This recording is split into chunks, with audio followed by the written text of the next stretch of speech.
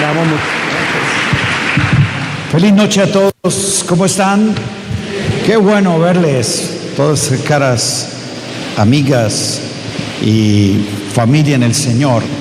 Bueno, muy agradecido por este espacio y de corazón valorar el aprecio, el apoyo y también la participación generosa del pastor René, su casa y todo el equipo que nos han brindado estas instalaciones para que sea el escenario del cual nosotros nos reunamos para edificar en el Señor.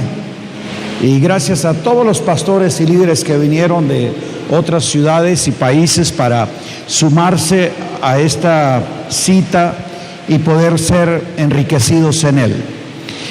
En esta ocasión, el pastor Gerardo Cárdenas, nosotros habíamos invitado a otro, pero el Señor nos envió a otro. Entonces a veces no es el que invitamos, sino el que Dios envía. Por eso es mejor ser enviado que ser invitado. Sí, el Señor nunca invitó, Él siempre envió. Y estaba enviado, asignado pastor Gerardo, que es un edificador del reino y entendido en esta riqueza de gracia que nos va a sumar en esa labor magisterial para que nosotros podamos ser también afirmados en Cristo Jesús. Así que gracias, pastor Gerardo, por la oportunidad de acompañarnos aquí en Guatemala y enriquecernos en la gracia que Dios te ha confiado. ¿Ustedes están listos ahora para recibir este tiempo de impartición? Bueno, pues nos corresponde una temática muy desafiante, porque entender lo que es la edificación ya se requiere de una tarea inteligente, se demanda un entendimiento claro y preciso, porque nadie puede edificar lo que no conoce. Y ahora edificar un auditorio pues es cuestión de ingeniería, pero edificar el cuerpo de Cristo, ya eso se requiere de un conocimiento mayor, pero lo grandioso eso es que Él es el que nos ha dado a nosotros la capacidad de poder participar en esa magna tarea y somos sus colaboradores. Voy a leerles en Primera de Corintios, por favor, acompáñenme a 3 textos que quiero usar como una base introductoria esta noche para lo que durante estos días vamos a estar desarrollando, pero queremos que de este abrebocas se genere una profunda inquietud y también deseo ardiente de entender y emprender esta tarea de edificación que vamos nosotros a continuar haciendo. Primera de Corintios capítulo 3 versos 6 al 9, quiero citar esto, porque es como Pablo plantea que Dios crece en nosotros y Él es el que da el crecimiento para la edificación del Cristo corporativo. Pablo dice: yo planté, Apolo regó, pero el crecimiento lo ha dado Dios. Así que ni el que planta es algo, ni el que riega, sino Dios que da el crecimiento. Y el que planta y el que riega son una misma cosa, aunque cada uno recibirá su recompensa conforme a su labor. Porque nosotros somos, ¿qué es lo que somos? Colaboradores de Dios. ¿En qué tarea? En lo que es esa edificación. Y se hace plantando y regando para entender precisamente lo que somos. Diga, labranza de Dios y edificio de Dios. Ahora vayamos a Efesios 2:20 al 22, donde Pablo dice que tenemos que estar edificados sobre el fundamento de los apóstoles y profetas, siendo la principal piedra del ángulo Jesucristo mismo. en quien todo el edificio, el cual somos nosotros, bien coordinado, va creciendo para ser un templo santo en el Señor, en quien vosotros también sois juntamente edificados para ser morada de Dios en el Espíritu. Y en el capítulo 4, cuando muestra las gracias que edifican, que fueron dadas para la edificación de los santos, para la obra de este ministerio, se nos dice en el versículo 15 que todos tenemos que seguir la verdad en amor, para que crezcamos en todo en Cristo, en aquel que es la cabeza. Esto es Cristo, de quien todo el cuerpo, bien concertado y unido entre sí por todas las coyunturas que se ayudan mutuamente, según la actividad propia de cada miembro, es que recibe su crecimiento para ir edificándose en amor. Y el propósito es hasta que todos lleguemos a esa plenitud en Cristo. Que la gracia de Dios y la iluminación del Espíritu nos asista a cada uno de nosotros para ahora comprender con todos los santos las riquezas de esta verdad, y que el Espíritu Santo nos dé a cada uno de nosotros la capacidad de operar en lo que Él nos hace conocer para la gloria de Dios. Amén. En estos versículos que hemos leído se encuentran dos aspectos principales. Primero se nos habla en Corintios del crecimiento en vida, diga crecimiento en vida. Y en Efesios la edificación del cuerpo. Los dos aspectos son inseparables. Pablo nos plantea cómo el proceso de crecimiento en vida se da por plantar y regar. La palabra que es Cristo como semilla incorruptible, que es la que se planta, produce en cada uno de nosotros un desarrollo de vida, entendiendo que este ejercicio orgánico y natural no es producto de nuestro esfuerzo, sino de Dios que da el crecimiento. ¿Quién da el crecimiento? Entonces, el planteamiento es que todos los que hemos recibido esa semilla incorruptible, esa semilla de vida que por el Espíritu ha sido plantada en nosotros, que es la palabra de Dios mismo, entonces note usted que están relacionadas con la obra del Espíritu Santo. Y basado es en el conocimiento de esa realidad en Cristo que el crecimiento se da.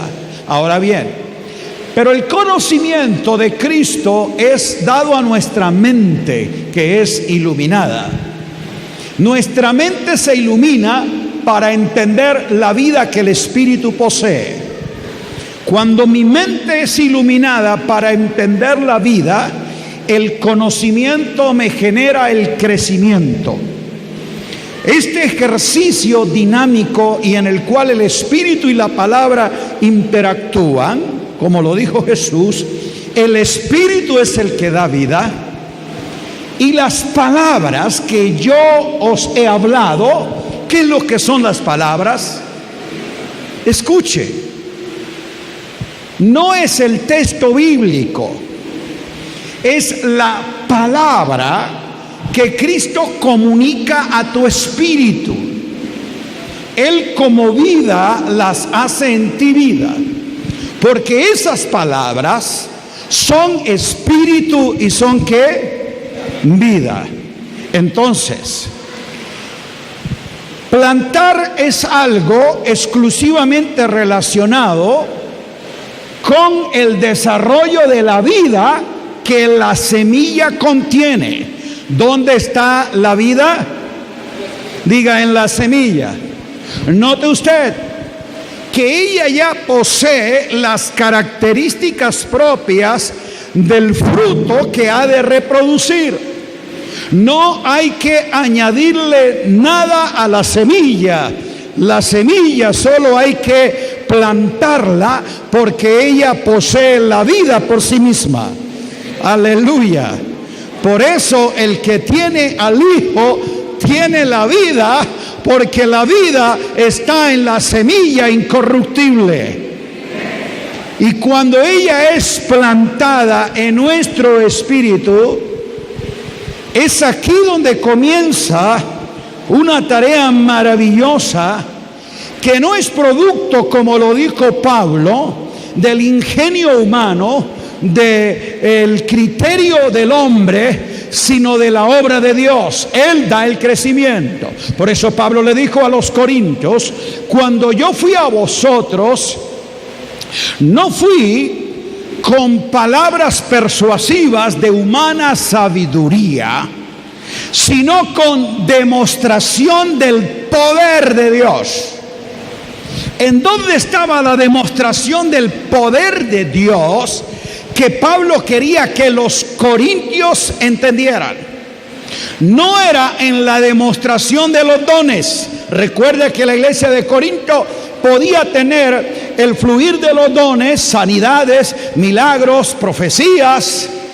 Así que la iglesia de Corinto conocía la demostración de las sanidades y de los milagros. Pero eso no les había dado a ellos desarrollo de vida, porque lo que produce la demostración del poder de Dios, lo dijo Pablo, es la sabiduría de Dios. Y la sabiduría de Dios es revelada en Cristo, porque en Cristo es que están escondidos los tesoros de la sabiduría y del conocimiento de Dios. Con esto fue que yo llegué a ustedes. Yo no vine a ustedes aquí a mostrarles mi capacidad de oratoria, dijo Pablo, porque no quiero alimentar una mentalidad griega que busca sabiduría natural. Tampoco vine con señales, porque es la mentalidad religiosa del judaico. Los griegos buscan sabiduría, los judíos señales, pero yo vengo con demostración del poder de Dios, que no está ni en las señales ni en la sabiduría humana, sino en el conocimiento de Cristo. Aleluya. Y por eso Él quiso expresarles, darles a conocer a Cristo. Amado mío, el crecimiento de la vida en Cristo en el corazón de los santos no está en la demostración de los dones, sino en el desarrollo de la semilla. Y para que ella se desarrolle, hay que hacer esa tarea: plantar y regar. Tú la plantas, es tarea del que la siembra en el corazón, pero regarla es precisamente darle ese abono, ese nutriente a la semilla. Cuando hay la aclaración, cuando se da a conocer a Cristo, cuando se explican los misterios de Cristo, cuando se aclara a todos los santos las riquezas de Cristo, le aseguro que en tu hombre interior hay un ensanchamiento, en tu ser espiritual hay un incremento de la vida y comienza a desarrollarse alguien conformado a la imagen de Cristo. Una congregación sustentada sobre la demostración de los dones de poder puede ver, escuche, la demostración de las señales, pero no el crecimiento de la vida, porque esa se da por el Espíritu. Y es a través de lo que Pablo quería que los creyentes de Corinto conocieran.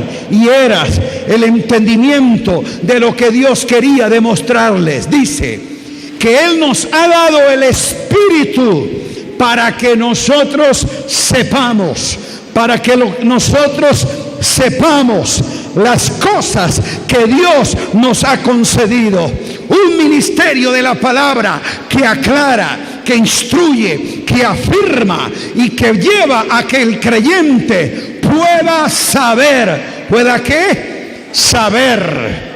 Hoy no se provoca que el creyente pueda saber, más bien se le anima a que él pueda sentir. Venga y sienta el fuego, venga y sienta el poder, venga y sienta la gloria, venga y sienta la unción. Entonces ese creyente viene con la idea que sentir la presencia es lo que lo hace desarrollar en Cristo.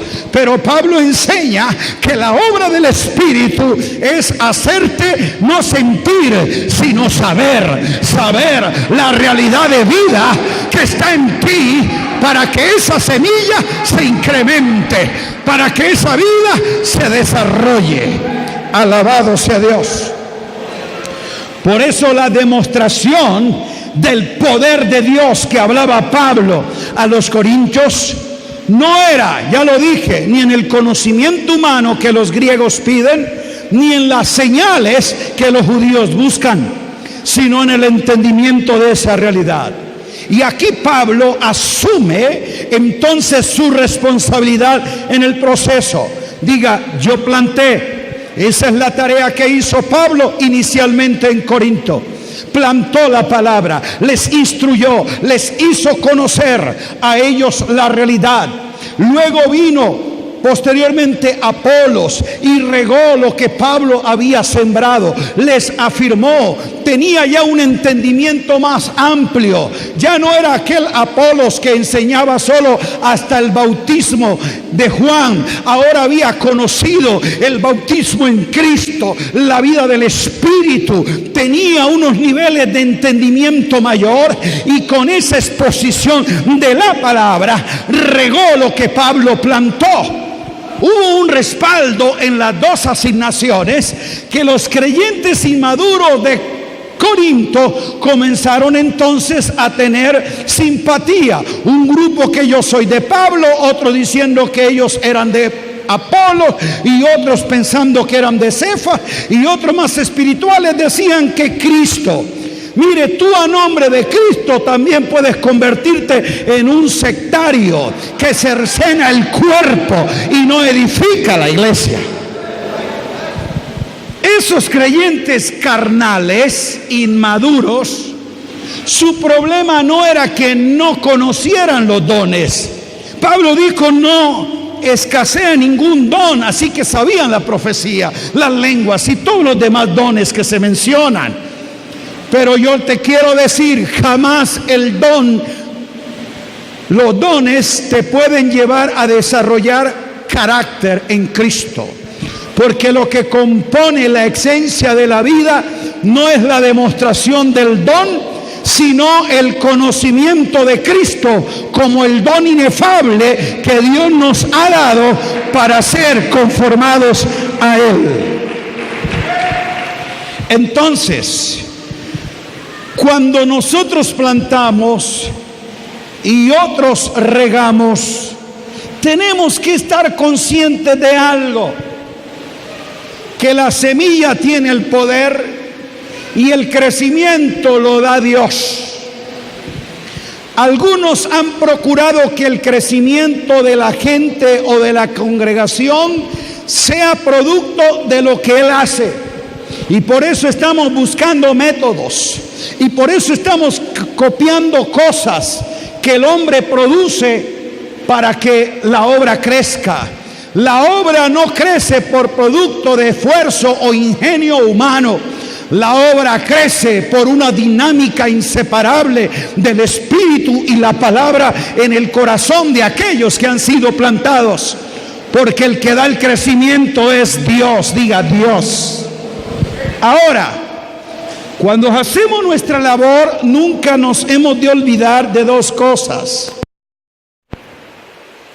Que esa semilla es sembrada para constituir en nosotros, diga, labranza de Dios. Por eso Pablo dice que Él es un colaborador de Dios y en ellos está haciendo una tarea de labrar, es regar, plantar la semilla, pero edificar. Entonces, la edificación del Cristo corporativo, de la iglesia como expresión del cuerpo de Cristo, que Pablo lo menciona en Corintios, no puede darse si no hay una tarea para saber que hay una labranza. Note usted, diga labranza. Ok, es una tierra cultivada. Y en esa labranza de Dios, lo que tenemos que cultivar no es algo, sino alguien. Diga Cristo. Diga Cristo. Ese Cristo que fue plantado, sembrado en nuestros corazones como semilla incorruptible, ahora debe brotar. Porque cuando se planta la semilla, ¿qué es lo que se está esperando tener? Diga fruto. Diga fruto. Note usted que la semilla en sus propias características ya tiene el resultado final y es la manifestación, la reproducción de ese fruto. Dios sembró en nuestro espíritu a Cristo como semilla y Él, que es el gran labrador, sabe que lo que va a esperar de nosotros es fruto de Cristo formado en nuestros corazones. Alabado sea su nombre. La idea de labranza, esa palabra es, diga, tierra labrada. Note usted, la iglesia como labranza de Dios es la que Él espera que Cristo sea cultivado. Diga, cultivado. Curioso. Cultivo, cultura y culto en español tienen la misma raíz. Diga, cultivo, cultura y culto. Cuando yo doy un culto vivo, santo y agradable a Dios, genero una cultura de desarrollo, de avance, que lo que cultiva es precisamente la vida de Cristo. Y Cristo como vida está siendo ahora entonces edificado. Por eso la otra figura que él habla ahí, ¿cuál es? Diga, edificio de Dios. Note usted. Diga, edificio de Dios, labranza de Dios. Estas dos figuras nos están ilustrando la obra que hace el Espíritu en un proceso orgánico, pero también inteligente. Porque todo lo que crece en la labranza de Dios está diseñado y destinado para producir, ¿qué contrario? Contrario, una labranza va a traer un edificio. Usted pensaría que lo que produce una labranza sería un árbol, pero Pablo relaciona que cuando esto como labranza es dado, el fruto es un edificio. Lo que él va a encontrar es esa casa, la cual somos nosotros, que como edificio entonces ahora expresa de manera plena aquel que fue plantado en nuestras vidas. Entonces, qué maravilloso entender que esta tarea, diga, de edificación, es un proceso de vida. Y la iglesia, ya dijimos, no puede edificarse en ese proceso de vida ni con la demostración de los dones, ni con la argumentación de la doctrina, ni con la organización religiosa, ni con ningún método humano. Ella solamente se edifica con el crecimiento que se da en el conocimiento de Cristo como vida. Entonces diga, el conocimiento de la vida en Cristo y el conocimiento de la vida de Cristo. De ese conocimiento práctico y real es que viene el crecimiento. El planteamiento de Pablo en la carta a los Corintios, cuando la miramos en forma panorámica, que es una carta preciosa y justamente está puesta de manera providencial en la composición del canon después de Romanos.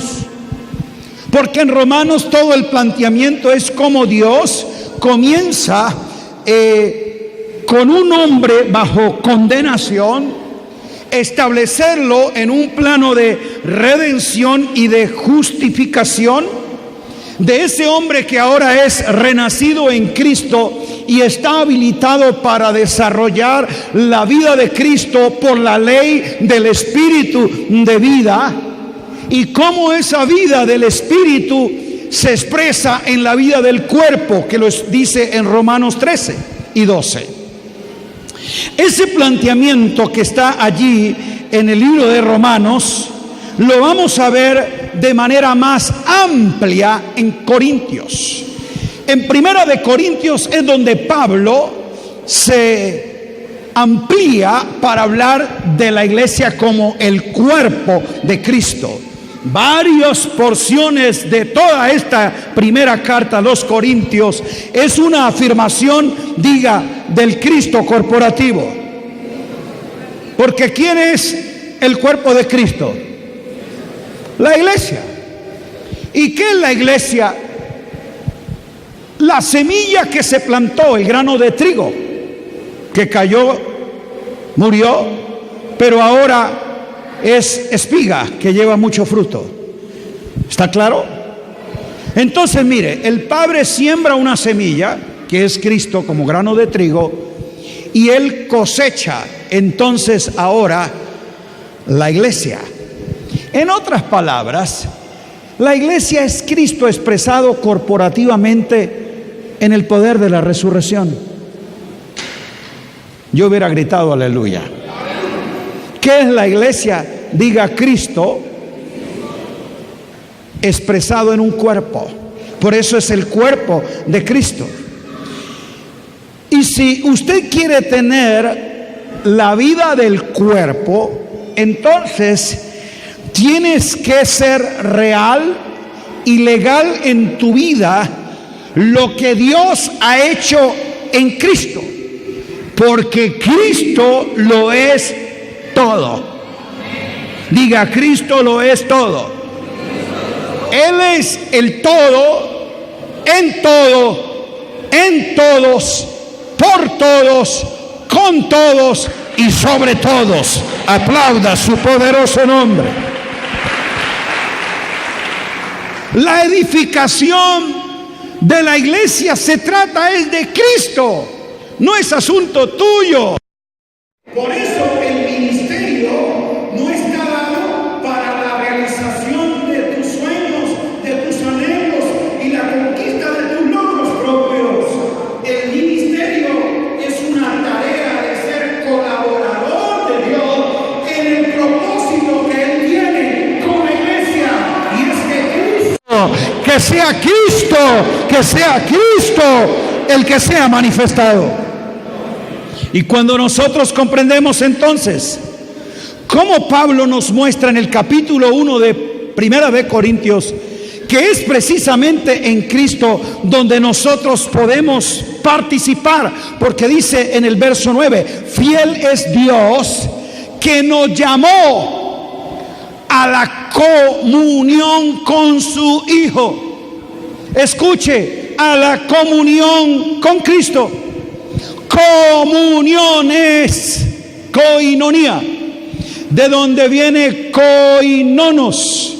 Koinonos quiere decir socios, participantes en esencia y unidad común. Fiel es Dios que nos llamó a la comunión, a la unión común en esencia, en naturaleza, en unidad única con Cristo como cabeza.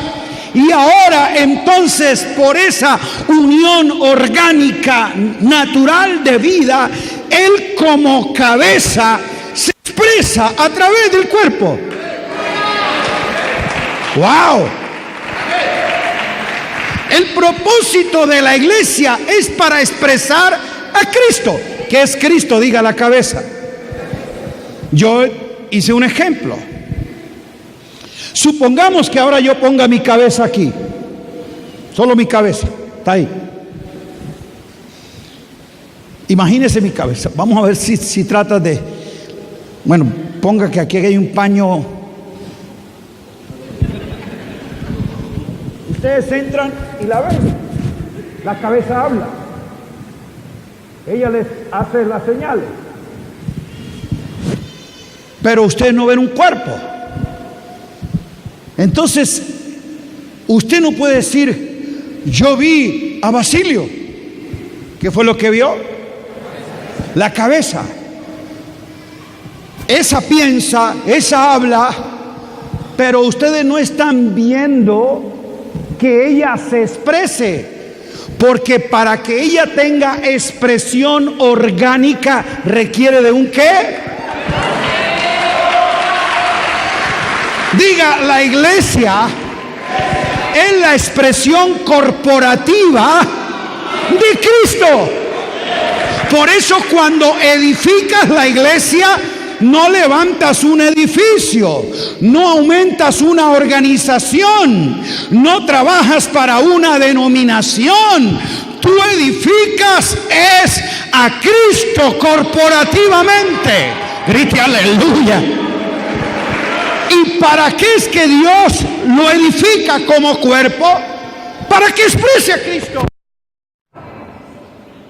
Ahora ese brazo, esa mano, esos pies le dan movilidad, expresión a la cabeza.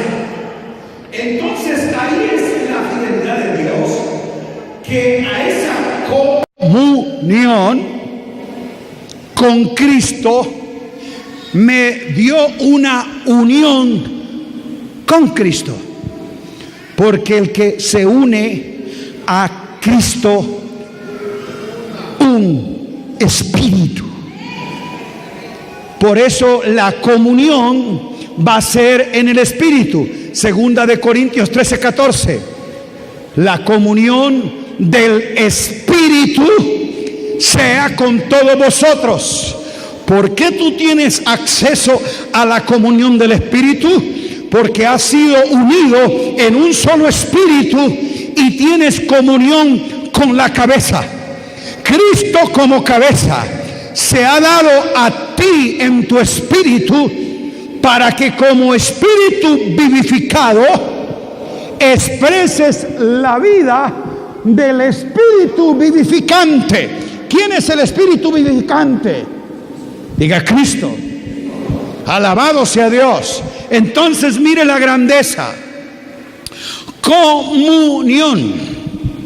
El problema es que muchas veces hemos llamado a la gente y son términos que necesitamos redefinir. ¿Sabe por qué es importante que se redefinan términos? Porque ellos aclaran conceptos. Porque un término entendido y con una palabra afirmada, mire el poder de definir una palabra o de un término. Porque una palabra o un término crea una imagen. Una imagen establece una idea. Una idea genera un concepto, una creencia. Y cuando eso se cree, se establece como una ideología, como una convicción. Por lo tanto, yo hablo y respondo de acuerdo a esta idea que ya he podido entender. ¿Por qué enfatizo que es importante definir términos y hablar conforme la Escritura nos enseña? Yo lo he dicho, dígaselo a alguien, porque la calidad y precisión de tu terminología define tu teología.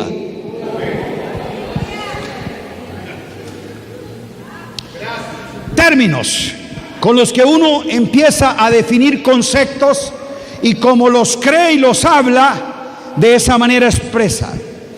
Todos los que llegamos al Evangelio, estoy pensando en aquello de nuestra época, ¿no, Pastor Gerardo? Se nos dijo, ya usted que se ha entregado a Cristo, eso fue cuando pasaron, pase aquí al altar los que quieran recibir a Cristo. Y uno iba a pasar adelante, oraban, y eso ya era un formato que se decía. Ahora, usted que ha recibido a Cristo para tener una vida cristiana victoriosa y tener una buena relación con Dios, haga esto: ore, congréguese, lea la Biblia, venga, evangelice, ofrende. ¿Algunos le dieron esos consejos? Ah, entonces usted es de mi época. Yo estoy hablando de la forma como aprendí. Note usted lo que me dijeron. Mire usted, usted que ha recibido a Cristo, aceptado a Cristo, o sea, ese día yo le hice un favor a Dios. Yo decidí aceptarlo. Yo lo recibí. Y ese día el Señor entonces fue que me salvó y escribió mi nombre en el libro de la vida. Como si Dios no se hubiera enterado de quién era yo. Y ese día se dio cuenta de que yo me arrepentí. Él me conocía antes de que yo le conociera. Y Él no me escogió el día que yo levanté la mano. Él me escogió antes en Cristo. Ese día tu espíritu se aclaró para entender que eras un elegido, que eras un escogido y que tú estabas muerto, pero Él te dio vida. Tú no recibiste, Él te recibió y te hizo acepto en el amado antes de. Lo segundo, tú no pasaste al altar, Él te hizo su altar. Tú viniste a la plataforma ahí al frente. Lo tercero, tú no entraste a tener ahora una vida cristiana victoriosa. Tú recibiste fue la vida de Cristo. Tú no entraste a la vida cristiana. La vida de Cristo vino a ser tu vida y tu vivir. Porque la vida cristiana es lo que el cristianismo me enseña, que si guardo estas cosas, estos ritos, estas creencias, esta práctica, puedo tener la victoria. Muéstreme en la escritura donde dice vida cristiana. En ninguna parte. Pero eso fue lo que me enseñaron. Entonces yo aprendí que la vida cristiana victoriosa es el resultado de lo que yo hago. Si leo la Biblia, si oro y si me congrego. Y yo conozco miles de creyentes que oran, se congregan y leen la Biblia y viven fracasados, mediocres, derrotados. Porque esto no es un asunto de lo que tú hagas, es de lo que Cristo hizo en ti. Y el desarrollo de esta vida lo da Dios, lo da Dios, y no el esfuerzo del hombre. Diga, vida cristiana no existe. En el cristianismo existe. En el reino es la vida en Cristo. ¿Está aquí conmigo? Y lo otro, amados, yo no empecé una relación con Dios. Fiel es Dios quien me llamó fue a la comunión con su Hijo. ¿A qué? Otra desafío. Muéstreme en la Escritura y particularmente en el Nuevo Testamento donde dice relación con Dios. ¿Dónde? pero como alguien lo dijo, yo lo oí, lo aprendí y eso repetí. Entonces, ese creyente, escuche, ahora empieza a creer que con Dios tiene que buscarle para tener una relación cercana. Que con Dios relación es, escuche, la forma de trato entre dos partes, y que depende de la disposición y de las dos voluntades para mantenerla. Por eso la relación se puede romper cuando una de las partes no está de acuerdo, ¿o sí? Por eso tú no tienes relación, tú tienes es comunión, porque la comunión no depende de que una parte quiera y la otra no. La comunión depende de una unión orgánica natural entre la cabeza y el cuerpo. Y yo lo que tengo es unión común, comunión con el Padre, con el Hijo y con el Espíritu Santo, para que la vida que me fue dada crezca, se desarrolle y produzca el fruto que Dios quiere en mí. Diga, la vida del Hijo.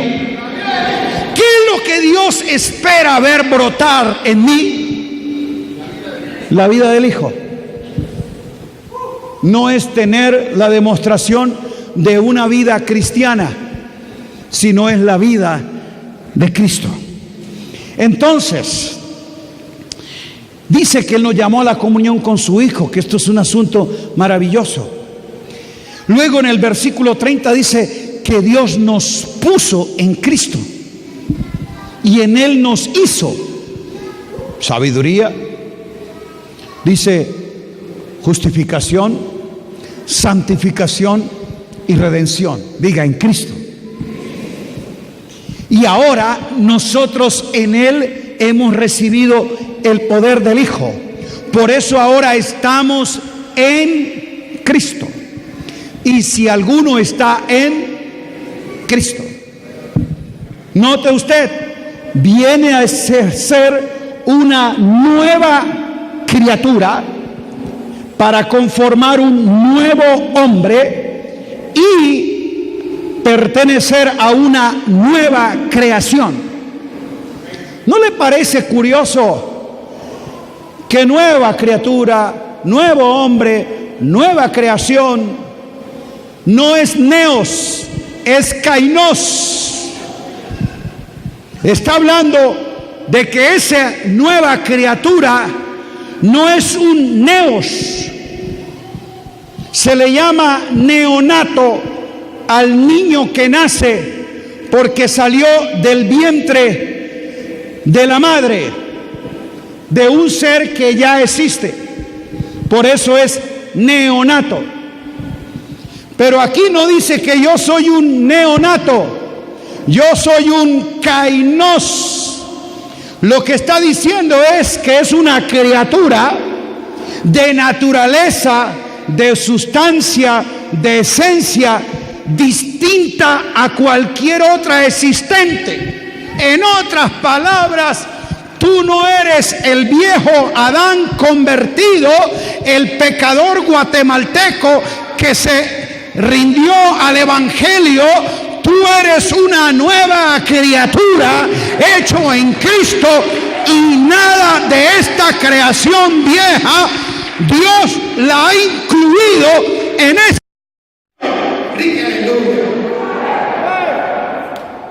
Ahora, diga, estoy en Cristo y lo disfruto a Él como el todo. Por eso en el capítulo 2 Pablo dice, si queremos disfrutar a Cristo, entonces nosotros tenemos es que abandonar, renunciar a la vida adámica, esa que precisamente la griega quiere sostener con su argumento, con su ideología, de que el hombre natural quiere precisamente reproducir la vida espiritual. Por eso cuando tú le hablas las cosas de Dios para ese hombre natural,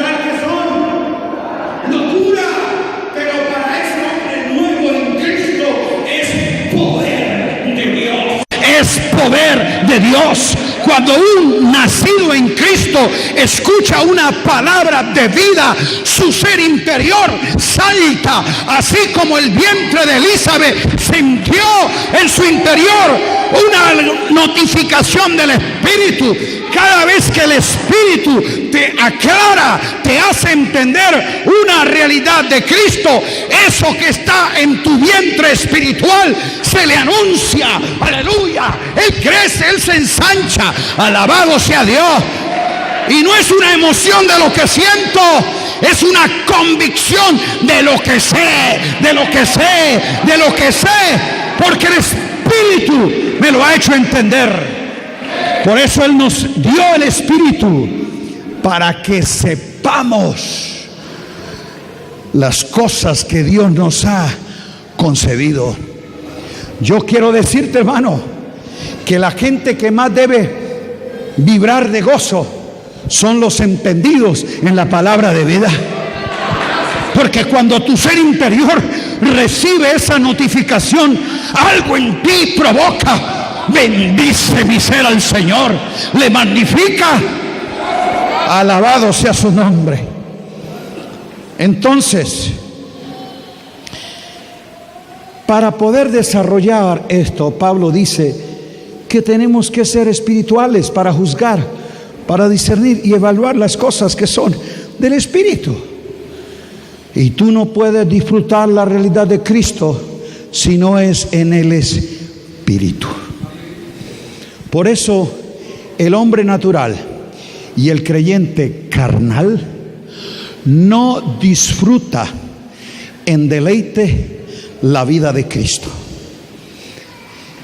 Ahora, Pablo nos dice lo que nos hizo en Cristo.